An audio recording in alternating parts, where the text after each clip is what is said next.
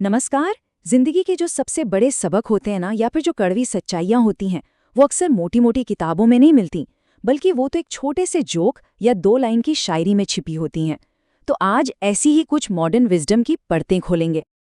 तो सवाल ये है कि आखिर ये मजाक और शायरी जैसी हल्की फुल्की चीजें हमें आज की दुनिया के बारे में क्या सिखा सकती हैं। चलिए देखते हैं, पता लगाते हैं कि इस हंसी और इन तानों के पीछे आखिर सच क्या छिपा है। तो शुरुआत करते हैं एक जॉब इंटरव्यू से। और इस इंटरव्यू का हीरो कौन है? पप्पू। लेकिन हाँ, ये कोई मामूली इंटरव्यू नहीं है। ये आजकल की सोच का एक परफेक्ट एग्जाम्पल है। तो इंटरव्यू शुरू होता है एक एकदम अजीब हाइपोथेटिकल सवाल से। बॉस पप्पू से पूछते हैं, भाई अगर तुम्हारी पत्नी उड़ सकती तो तुम क्या करते? अब सोचिए, ये कैसा सवाल है। इसका कोई सीधा साधा जवाब तो हो नहीं सकता। ये तो बस सोचने का ढंग परखने के लिए है। और पप्पू का जवाब सवाल से भी ज्यादा शॉकिंग। वो कहता है, सर मैं तो उसे रॉकेट से बांधकर सीधा चांद पर छोड़ आऊंगा। पहली बार सुनने में तो ये कितना अजीब और नफरत भरा जवाब लगता है ना?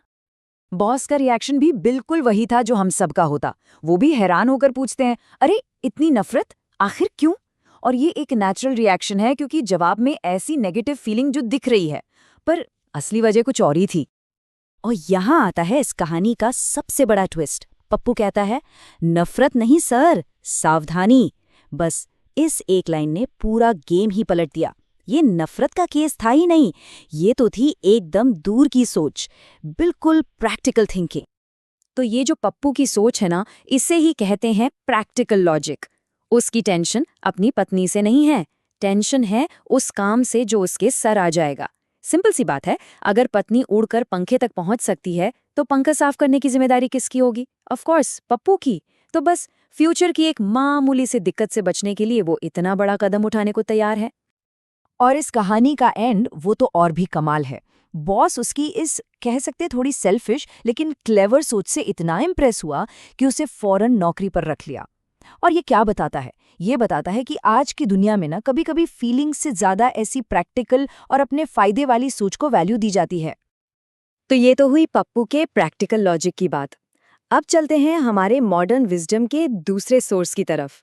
एक छोटी सी शायरी।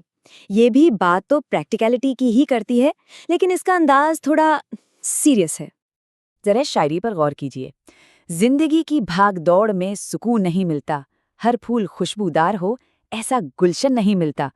और संभल कर चलना मेरे दोस्त इस दुनिया में, क्योंकि उधार मांगने के बाद यहाँ दोस्त का फोन नहीं मिलता।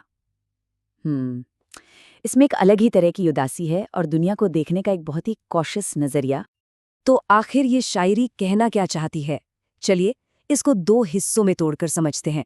पहला पार्ट जिंदगी के बारे में और दूसरा दोस्ती के बारे में। देखिए, ये शायरी दो बहुत बड़ी सच्चाइयों को एक साथ जोड़ती है। पहली दो लाइंस क्या कहती हैं? कि लाइफ की इस रेस में चैन नहीं है और हर चीज परफेक्ट नहीं होती। ये है आम जिंदगी का सच। और आखिरी दो लाइंस वो दोस्ती की कड़वी हकीकत बताती हैं कि पैसों का मामला आते ही अक्सर रिश्ते बिगड़ जाते हैं। ये एक प्रैक्टिकल वार्निंग है ना? तो हमने एक जोक देखा और एक शायरी सुनी। एक ने हंसाया, दूसरे ने सोचने पर मजबूर कर दिया।